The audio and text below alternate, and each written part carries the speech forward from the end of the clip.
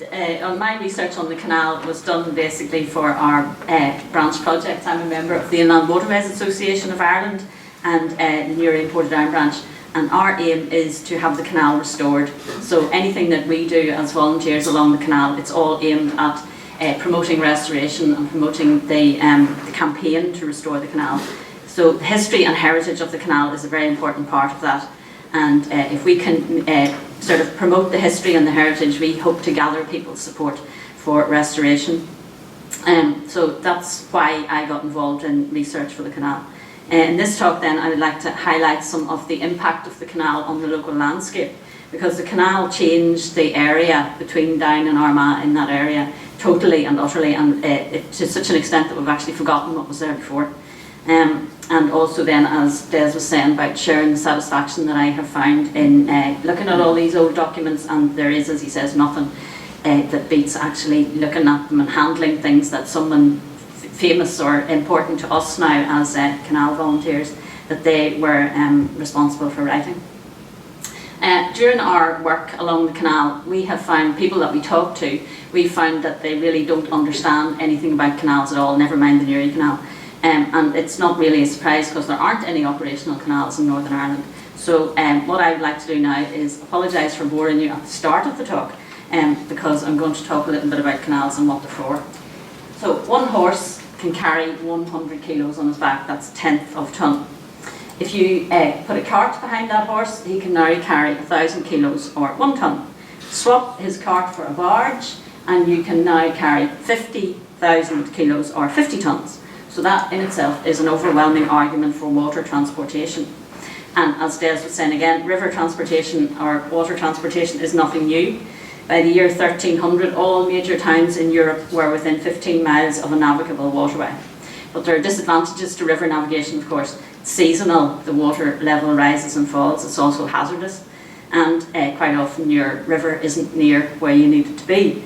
And this became most important in the industrial age, whenever your raw materials needed to be near your manufacturing centres and needed to be near a port, and without some way of transporting the goods between those three centres, you were late before you started. So we had to find a way of getting the raw materials to the manufacturing centre, and a canal seemed a very clever way to do this. You can see the modern canal network in England. This is just the canals that are in existence and working today. There were an awful lot more, obviously, that are now derelict and filled in. So you can see where the concentration of them is basically the Midlands and the North, which is in contrast to the modern motorways map, which has a lot of this stuff is still based around the southeast of England. I normally have a wee pointer, but it doesn't work on this time, so I have to use my finger. The modern motorway map is basically based around the southeast of England, whereas the canal distribution is more in the north and the Midlands. I've highlighted here the Bridgewater Canal, as Des was talking about, which is usually given as the oldest canal in the British Isles, and you'll see there that it was opened in 1761, whereas the Newry Canal was opened in 1742. So we're 20 years ahead of that. You could say that the Bridgewater Canal is the oldest canal that's still in use, but volunteers on the Newry Canal are hoping to change that as well. The Bridgewater Canal was built by the Duke of Bridgewater to carry coal from his mines at Worsley to Manchester and all the manufacturing sites that were there. The Newry Canal also was built to carry coal, but not for manufacturing. The first steam engine was put in a factory in 1735, by which time the Newry Canal construction was already well underway. The Bridgewater Canal also is what's known as a contour canal. So it follows the contours of the land right around on the same level. It doesn't have any locks.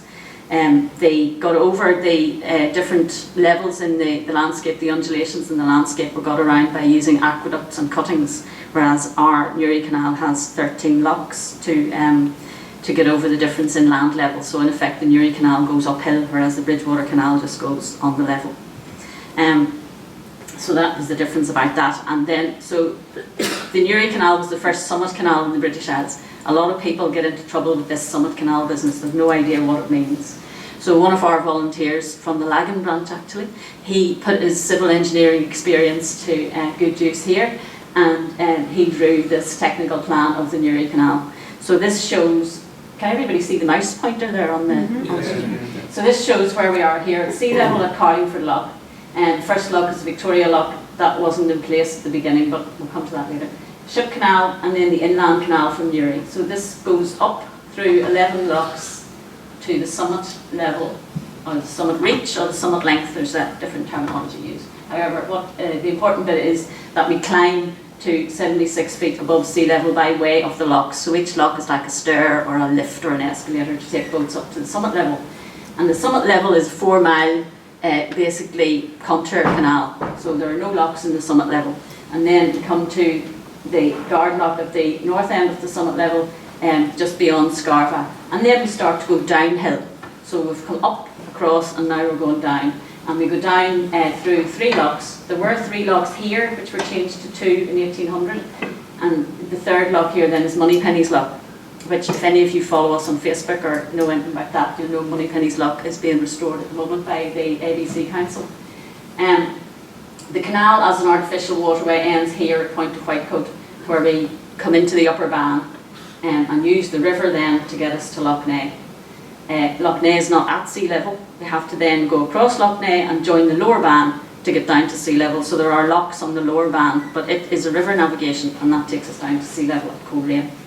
So that explains the Summit Canal part. So, and the Newry Canal then is the only true canal in Northern Ireland, and there are none operational, as I said. So it's hard for people to visualise this.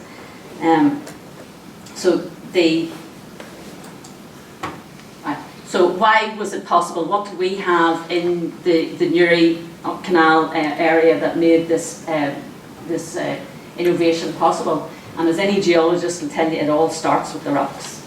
So the Newry Canal story really goes back 50 million years ago to the opening of the Atlantic Ocean, whenever the land here was stretched sideways, and you can see the geological fault that runs up there from Lough Neagh and down through here, and that there is the course of the canal. There's also another fault there at Camla Lake, and Camla Lake is also sort of parallel with the canal and runs north-south also. So that was what the geology of the area that enabled then to be, and this geology was exploited in the last ice age by a huge glacier that came from the region of Lough Neagh and nibbled and gnawed its way south down through this corridor, taking away the rocks as it went and scraping its way out to what it calls there as a freshwater lake or something, which we would now know as the Irish Sea. And then when the big melt came and the climate warmed up and the ice melted, we were left then with a classic U-shaped valley. Water level, sea levels rose and flooded that the outside of that valley to give us Carlingford Lock, and then we ended up with a huge boggy mass between Newry and Portadown that was basically impassable, and it was a great inconvenience to the local people. And it influenced thousands of years of human history in that area, but it's now largely ignored by us because the canal changed that landscape to such a degree. So if we come now to the first edition of the OS maps from 1835, this shows quite nicely, and it's nicely illustrated there, the Iron Age structures that were in place around Scarva.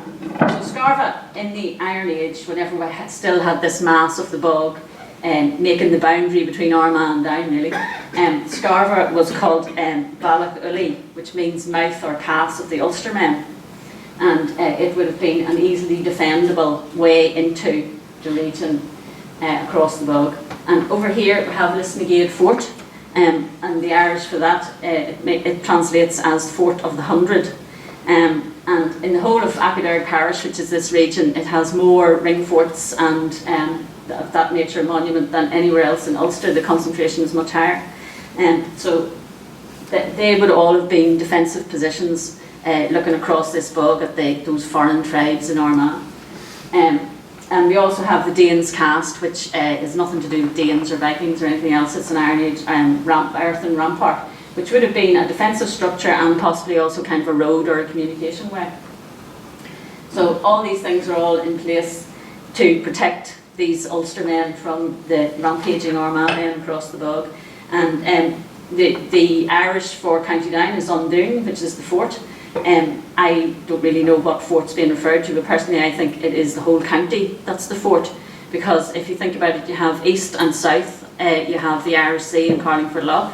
To the north you have the Bann and the Lagan rivers, and then to the west you have this bog. So you effectively have a fortress of County Down. And it's no coincidence that the boundary between Armagh and Down is nowadays in the middle of the canal, because ancient boundaries like that were obviously here whenever the bog was there, and formed the boundary also at that time.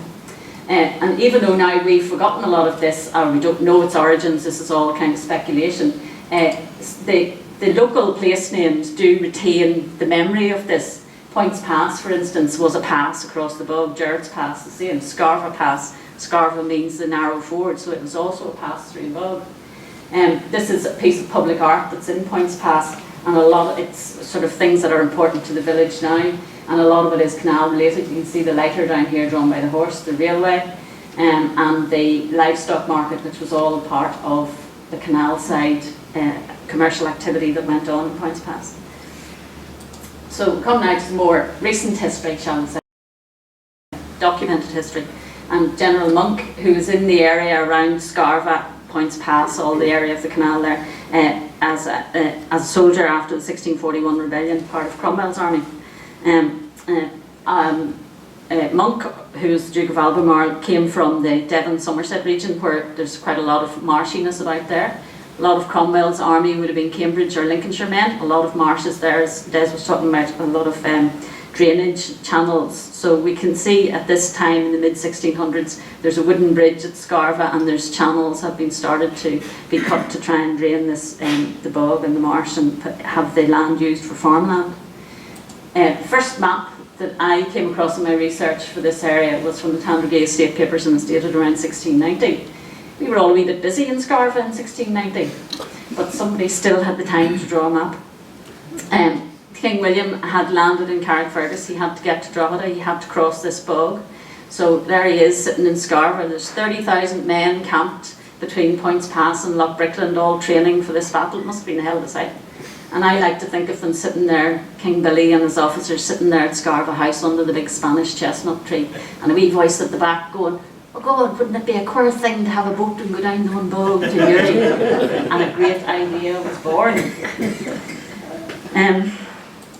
Indeed, in the late 1600s, early 1700s, there were debates and bills went through Parliament about making a canal through the Glen Bog, as it was called, but none of them were enacted. This survey done in 1703, which PRONI says was 1793, have to change that as well.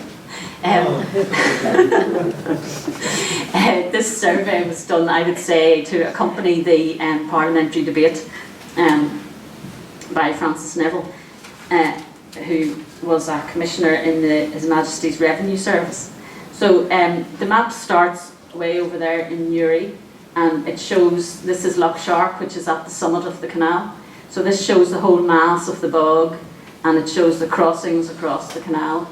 And then it continues along here and shows Portadown and the Bann going on into Loch Ness. So it's a complete map, and this is a technical survey. It has the levels and the heights all surveyed, ready for digging a canal should the Act have been passed. I want to show a little bit more detail of the summit. I'll talk a lot about the summit because in our work as volunteers on the canal, the summit has been where a lot of our activity has been most successful. So this isn't very easy to see. Maybe it'll be easier on the original whenever we do get a look at that. This is Scarva here with Scarva Pass, and there was a castle at Scarva, which if anybody knows the village now is supposed to be St Mark's Church, that's up on the hill there, is the site of the castle. So this would have been a defensive castle here in 1703. You have the mass of the bog here, and then here you have what's now Points Pass, which was called, I don't know how you pronounce that, Strahanag, something like that anyway. Nothing to do with Points. Points was an Elizabethan soldier who defended Points Pass, which was up here on the heights. He defended Points Pass against the rebellious O'Neill in 1599 and was awarded a big land grant for his pains. So he, as you do, built a wee village, which was Acton, named after Iron Acton in Gloucestershire, where the Points family were from. It has the big house and the parish church. And whenever the canal was built, all activity from the town of Acton all moved down to Points Pass, to such an extent that the parish church was dismantled and reconstructed down in Points Pass village. And the name then became Points Pass there. So there's other information on this as well of interest to local historians. There'd be local landowners. We see here De Primat, which is the Archbishop of Armagh. He owned the land in this area. Points had land over here, as well as the Moors, who were the Drumbanagher estate owners. Let's see. Okay, so finally then, the Act to Build the Canal was passed in 1729, and it was an act for the encouragement of tillage, the better employment of the poor, to drain bogs and facilitate the carriage of goods inland. No mention of canal. But it did set up the Board of Inland Navigation, or the Board of Commissioners for Inland Navigation, who were 80 persons of repute, who were charged with doing public works that would improve the land. And a lot of these guys were local Newry landlords. They were the Kilmurray, Corrie, Downshire, those type of people. They were all hard-nosed businessmen, and they all saw the advantage that there was in getting the coal that had been recently discovered in Coal Island to Dublin via the Newry Canal across the Glen Bog. So all this public work was going to be paid for by a tax on luxuries like carriages and silver candlesticks, which is all very modern, I thought, all very nice socialist kind of thing. So this is part of an essay that was done by Richard Castle, who was the first architect on the canal. This document isn't here in PRONI, it's in the National Library in Ireland, or the National Library of Ireland in Dublin. Castle was an architect in Dublin. The first half of the 1700s were a very prosperous time in Ireland. The Williamite Wars had brought stability and then an increase in commercial activity and so on. And what we would know of today as Georgian Dublin took shape at this time, with a lot of a construction building boom type thing. So I think we all know what that looks like, changing the face of the city. There were a lot of migrant workers, would be called now, but that wasn't what they were called then. Foreign artisans and so on came to Dublin to help with this construction, and Richard Castle was one of these. He had been born David Ricardo from a Jewish English father and a Dutch mother, and his mother had been born in Bombay, so he was a very multicultural kind of guy. And he had travelled widely in Europe looking at the canals in Holland and in France. And as Des said, the Canal de Midi had been built about 100 years prior to this, and he had gone and examined this. So he wrote this essay as a kind of a give us a job to the conductors of inland navigations. And it's quite endearing when you read here that he says that he's at a disadvantage of being a stranger in the country, and that the only thing he has to recommend in his work that he's done for other people, and some of those other people were on the board, so he thought he was probably in a good position to get the job. And this essay has been photographed, transcribed and translated by some of the volunteers of our branch, and we've put it into a booklet so that we can promote the interest in the canal. For anybody who's interested in this type of thing, they can buy the booklet and read the essay for themselves. And it's a wonderful technical essay with detailed diagrams and drawings in it. This one here is of how to build a lock, and as we'll see later, this was how the locks were built on the Newry Canal. And what I like about it, particularly at this time, is the way that art and technology were so close together. Castle, the architect, could do the technical drawing, but whenever he drew this picture that shows a canal entering a river and then going back into another canal, so he drew this as a sort of a technical thing, but he also stuck in the nice artistic details of the little guys in their lighter pumping the little barge, and then the big houses, you know. So it's both a work of art and a work of science, which is very nice to see that the two were together at that time. He did eventually get the job, and he worked for the company of Edward Lovett Pearce, who was a distinguished architect at the time. Pearce was also Surveyor General, so the Castle in effect got the job of starting to build the canal. So I like this biography of him, which was written in 1798, saying he was a man of integrity, of amiable though somewhat eccentric manners, kept poor by his improvidence and long afflicted by gout, resulting from intemperance and late hours. Doesn't he sound like a bit of crack to go out for a night? He was fired. He was fired from working on the canal in 1736 because it was alleged that he spent too much time on his other projects. Maybe something to do with these projects. But I'm sure he wasn't too bothered, because the other buildings that he designed are very famous in Ireland, including Leinster House, Rusborough House, Powers Court, Carton, Carlton, the Rotunda Hospital, huge list of places that he developed. So I'm quite sure he was happy designing houses rather than digging about in the Glen Bog, especially with the gout. So one of the signature features of Castle's, the architect, is the Venetian window on the first floor above the door here. So this house is Clanbrassil House on St Stephen's Green, which he's known to have designed. And this here is the Bank Bar in Newry, which we don't know who designed it, but it was built as a merchant's house in the early 1740s, and I like to think that Castle had at least some part in influencing the design of the house. So his legacy in terms of the Newry Canal is that he was the right man with the big idea. He was a bit of a visionary rather than a details type of person. And one of the things that I found about him was that whenever he went to inspect the works that he was building, he required that the artificers followed him in a long train, and if he wasn't happy with some of his work, he would have it pulled down. So he was quite a flamboyant character, maybe a bit of a chancer, but then sure he was an architect. He was replaced then by Thomas Steers, who's a different kind of a figure entirely. Steers would now be known as the father of English civil engineering. He built the first commercial dry dock, which this is a picture of, in Liverpool. He also became mayor of Liverpool eventually. But the Newry Canal in all his biographies is still seen as his most significant achievement.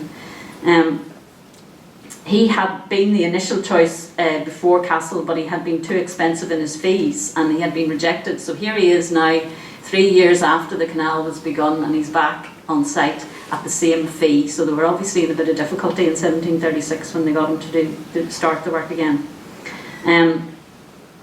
One of the things I found about Steers was that he had been in William's army at the Battle of the Boyne. So you think, I wonder, was he one of those who sat up and looked over the bog?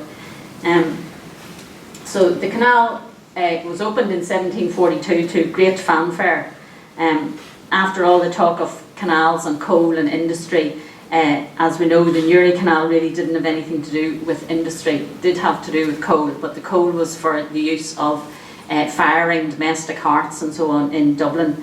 That was what the coal was for. So in a way that is suitable for the Newry Canal, because it became a distribution network, a very successful one. Even within the first couple of years of the canal being opened, it said that the fact of the canal averted a famine in mid-Ulster. After 2 or 3 bad summers, there was severe shortages of grain, and the canal was used to distribute grain and seed and so on, and they reckoned that averted a famine. Walter Harris, who wrote The Ancient and Present State of County Down in 1745, he put it very well. He said the benefit of the canal, as well as the cheap coal, was the communication and distribution network that it made, and the fact that all the people involved in this great works were all spending their money in the local economy, what we would now call trickle-down economics. So there's nothing new in the word. He already was talking about that. And also all this new agricultural land that had been brought into use by draining the bog. The industry that did occur, it's most visible in Newry, so I thought I'd just run through Newry sort of through the ages and through these maps. So we'll start here with the Neville map again from 1703, and if you just have circled St Patrick's Church up there on the hill and the Ballybot Bridge here on the river, because these are the two constants throughout this little sequence. And you note here that the town is basically sort of an east-west kind of alignment. The main streets are all up here and they go across the river. And you notice then here is the port of Newry. This is the quay and out into the river where all the shipping would have landed. So the next map then we have is the 1761 Wren map. This is on display in Newry Museum. So still have the church and the bridge. And now you can see how the canal has started to develop the town. You can see here the new basin, as it's called, on Sugar Island, with the bridge across. You can see the canal going along here, parallel with the river. And then you can see the lock and the outlet into the river for the shipping that's here. Even as the canal was built at this stage, this was found not to be adequate because it was still reliant on the tide, and there was talk even at this stage of extending a ship canal further out into the river to improve the access to the town. So there isn't much development on the County Armagh side yet at this time, but there is the start of development over here in land that was bog land that had been drained, which is known as the low ground. And we'll see that in this map here, which is just 2 years later. You can see the development here in the low ground. But you can also see differences in the two maps. So there's no new basin here on Sugar Island. Now there was 2 years ago, where did that go? And the river and the canal are joined here. So this is a warning to anybody who's researching and looking at maps. Don't just believe what you see, because something funny is going on here. And over here we have this new canal already built. I don't think it was actually built at this stage, it's projected. So good lesson in that, about not believing everything. So then we move on to the OS map from the 1830s, and a lot of this now is getting recognisable. I have to change my glasses. You can see then we have the quay side here. Merchants Quay is being built on the other side of the canal, and there's development here. A lot of it industrial development. You have the distillery, you have the butter crane, you have breweries and so on, and you have then the new canal and the old lock there. So you have the beginnings of a harbour area in here. So at this time the butter was one of the main things that was keeping the canal going. This is 1830s. Ulster butter was famous throughout England and was highly sought after. And one of the reasons for this is the butter crane, which was like a quality control station. The butter was brought here along the canal, and it was weighed, tasted, tested, graded and taxed, and then it was exported. So it had its grade stamp on it as being top quality butter. And it's sort of like a precursor to our own times. After a certain number of years, they allowed self-regulation of the butter market, and the trade crashed, obviously, because nobody was going to say their butter was third class. Everybody's butter was first class. So you need your quality control, and I think they knew that even then. So the ship canal had been established here, but not yet as far as Victoria Lough. So the next map then is 1903, and this really, you would say that this is what Newry looks like now. It's a proper industrial port area with the Albert Basin and then Victoria Lough 5 miles down the ship canal, so allowing access for large shipping. We still have the butter market here, but we also have a seed, pork, there's livestock sheds, and of course there's the railway, which ran right through Newry and on down to Warrenpoint and to Greenore. So it's become a major industrial kind of town, and you'll see that it's completely now a north-south. The main streets are all north-south, all parallel with the canal, and the canal has been the major impact on making this an industrial town. 200 years before, the main town was out here, now there's very little here. And just on a personal thing, the brick fields out here were owned by my great-great-great-grandfather. So that's where my family story starts. And this would be the iconic picture from this time, from the Lawrence collection. Early 1900s Canal Quay with all the warehouses and also merchants' houses. They actually lived here as well. I love this picture, but I'm wondering, where are all the people? There's not a person in sight. Was it the middle of the night or Sunday? I don't know. And today. So you can still see, even from the Neville, you can still see the shape of the town.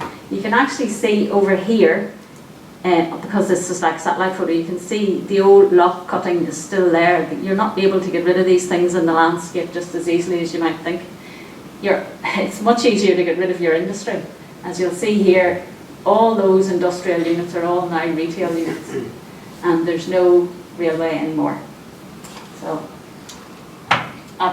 Newry continued to be a commercial port up until the 1970s, and then the port was closed at that time. So we'll go a bit back in time now to the Inland Canal and the years between, it was opened in 1742 up to 1800, and as I said before, it was an instant commercial success. But after 60 odd years, it was beginning to show a bit of wear and tear, and it had been a prototype, so there were problems with that. So they called in, the board of conductors, they called in John Brownrigg, who was a surveyor on the Duke of Downshire's, the Marquess of Downshire's estates in Edenderry in County Offaly. And he is a completely different man again to either castles or steers. He is a technical draftsman who's committed to detail and dotting his I's and crossing his T's. Everything, he has to have everything written and complete, instructions all down to a T. All that I know about him comes from this report. But you can see his humanity shines through this report as well. In this here, he's saying that he's had a shed erected for the workmen at Terry Hoogan because it's to be a winter's work and they're going to be far from accommodation, so he's had this shed built with a fireplace for their comfort, which I think in those days was maybe ahead of his time in caring for his workers. They hadn't been paid when he arrived to start his report on the Newry Canal. They hadn't been paid for 6 weeks, so he pleads with their lordships to hurry up and pay them. So his report said that it would be actually cheaper to build a new canal than to repair, but he wasn't listened to. So over the next 20 years, there was more than £70,000 spent on the canal doing various repairs. And much of what we see on the canal today is the work of Brownrigg. So this is Gerald's Pass Bridge, which he built. With all this new land and new commercial activity, they needed more crossings of the waterway. So there were 5 bridges were either built or rebuilt at this time. He also built Scarva Port, which is now filled in, of course. But Scarva was the main industrial centre. Given what industry there was on the canal, Scarva was the main industrial centre for it. Most of the industry was based around linen. Quakers had started the linen industry on the Upper Bann, and it had gradually moved its way towards Scarva and Guildford and Tandragee and Banbridge with the development of the canal. The first vitriol works in Ireland were built on the canal in 1780. Vitriol, or sulphuric acid, is a big ingredient in the bleaching of linen. So they would import their raw materials, their coal and timber and chemicals and so on for the linen industry, and then they would export the finished cloth by the canal, and there was a linen hall in Newry on Canal Quay. There were also livestock sheds here in Scarva and livestock markets with cattle trading, which was continued on in Points Pass for many years with their cattle market. So Brownrigg had this port built so that he said that the men and livestock and all the portage and so on were breaking down the banks of the canal, and they needed this port.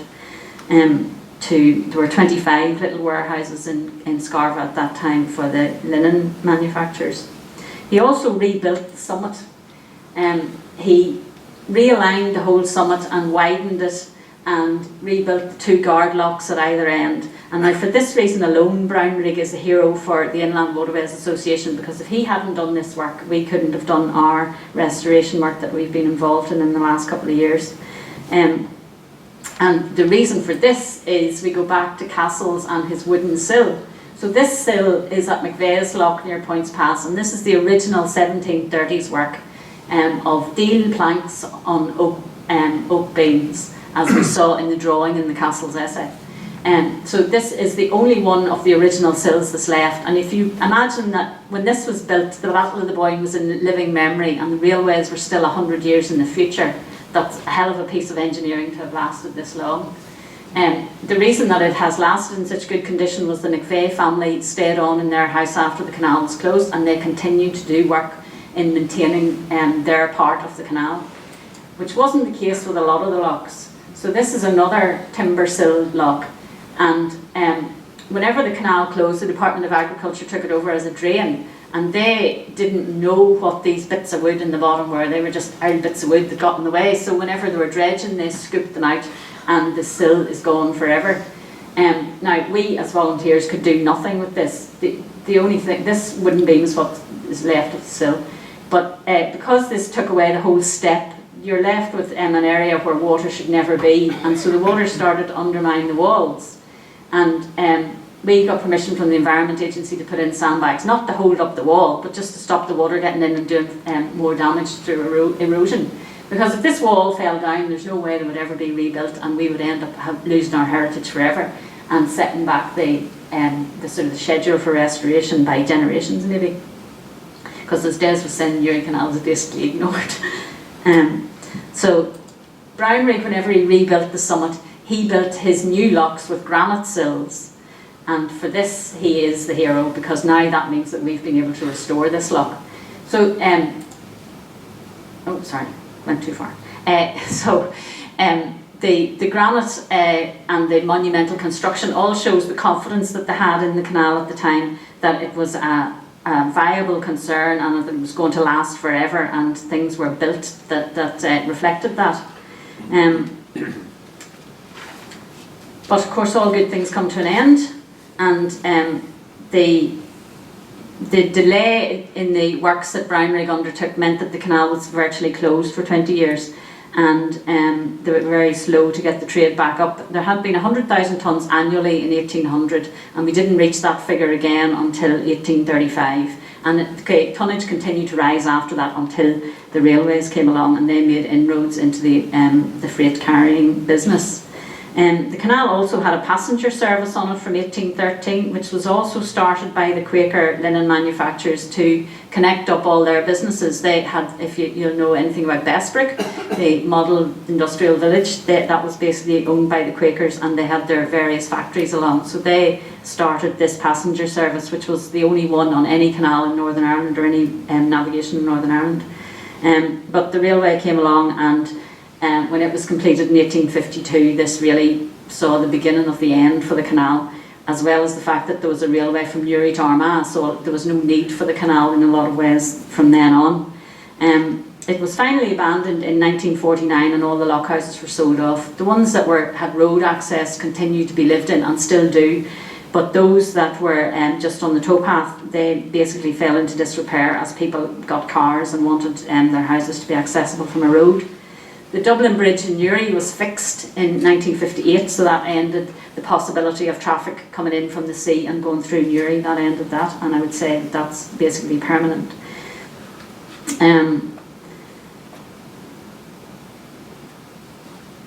But they still needed the inland canal as a source of water for the ship canal. The ship canal continued into the 1970s, so the inland canal had its reason for being in being a water supply for the ship canal. And at one time in the 1960s there was talk of filling it in between Craigavon and the new port of Warrenpoint, to make a motorway between Craigavon and Warrenpoint. So they were going to fill in the canal, and various local campaigns then were set up to stop this from happening. And so whenever our branch was formed in 2005, we were in the fortunate position that we still had the line of the canal intact, but the dereliction was obvious. The council repaired the towpath for use in 2004, and then we were formed in 2005, and this was the kind of thing that we had to work with. At Scarva, Campbell's Lock, just north of Scarva, this little tree was what raised our ire in the first place. The council owned the canal, so they had allowed this little tree to grow to such an extent that it had started this corner block out of its position. Now once that corner block falls into the bottom of the lock chamber, that's it. Nobody's going to do anything with that. So we decided that we needed to do something about this, and it took us 3 years of arguing with the council and the Environment Agency that we should be allowed to cut this tree down. But we did get there, and after a few volunteer work parties, we got to the stage where you could see the structures. And if you can't see your history and heritage, why would you think it's worth saving? So at least we had got to the stage where you could see it. And then last year we made half-height gates to restore the summit level. So we put gates on Points Pass and on the Scarva end. So we have effectively restored the top level. So that's 4 miles of canal, restored by a bunch of volunteers who maybe they don't like it, but I like calling them the bus pass boys, because most of them are all over 60, if not older. And they put in about over 1,000 hours work on making these lock gates and fitting them, and they sort of took ownership of the canal through that. And I think we were all absolutely delighted on the day that we were able to have canoes being used in the canal by the general public, because this is what we're all about, is that restoring the canal. So what we've done is show what's possible, and that it can be done cheaply and by volunteers, and now it's up to the powers that be to carry this project further and to make the restoration a bit more complete and do the harder bits, because they would have more money than us. You can see here sort of some of the other things that volunteers from the IWAI do. All of these things are all designed to broaden the appeal of the canal and to encourage people to make repeat visits, and to get involved in the campaign for restoration, to realise what we've got and what we could have. Last year we won the Queen's Award for Voluntary Service for our work along the canal, which we were all very proud of. Whenever the councils all amalgamated recently, the Newry and Mourne, Banbridge and Armagh and Craigavon councils, they all four owned the canal between them. So Armagh, Banbridge and Craigavon joined up into one council. And they had this building which is on the summit level and is called the Sluice Keeper's Cottage, where the sluice keeper controlled the level in the canal from Lough Shark. The councils had rebuilt this building in the 90s, and with amalgamation they didn't see any use for it and they were going to pull it down. So we said, could we not take it over as volunteers and we would open it as a heritage centre and we would see how it went. So this summer has been our second summer to open up the cottage. So we have displays inside about ourselves, about the canal, and all designed, of course, to get people more interested and to disseminate the history of the canal. And we've also found that we've taken in history. A lot of people have come to us with their stories of their relatives who lived on the canal or worked on it, so we're gathering more of an oral history of the canal as well. On the history and research perspective, we undertook a project funded by the Heritage Lottery to make an app guided tour of the canal in an app, which there are some leaflets out there for. So I started doing the research on this, and it's amazing what you find. This here is just an estate map from one of the Tandragee estates, and we found this little doodle in the corner of it, of the sailing boat, or the sailing barge. And documents like this are wonderful to look at, but so few people get the opportunity to look at them because they're here in the archive. So we took scanned copies of these, and then we incorporated them into our guided tour app, which you can see on your mobile phone.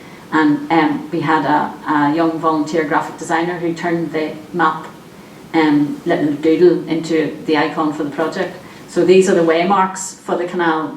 So the walk goes from Newry to Portadown with stops every so often that have a little bit of history and photographs and maps and narrative commentary that was done by the volunteers in the branch. And our reasoning behind this was to get history out of the archive and into sort of young people's hands, because the restoration of the canal is such a lengthy project that it'll be the next generation or the one after that finally sees it through. And most young people have a smartphone, and this seemed like a good way of capturing their attention. So those are the contact details for the branch. If anybody is interested in knowing any more about what we do or coming to give us a hand at a work party, we'd be very happy. And there's contact details. I also have some information on how you can download our app and use it. You can use it at home on your computer, or you can use it as you walk along the canal. So if anybody wants to ask me any questions.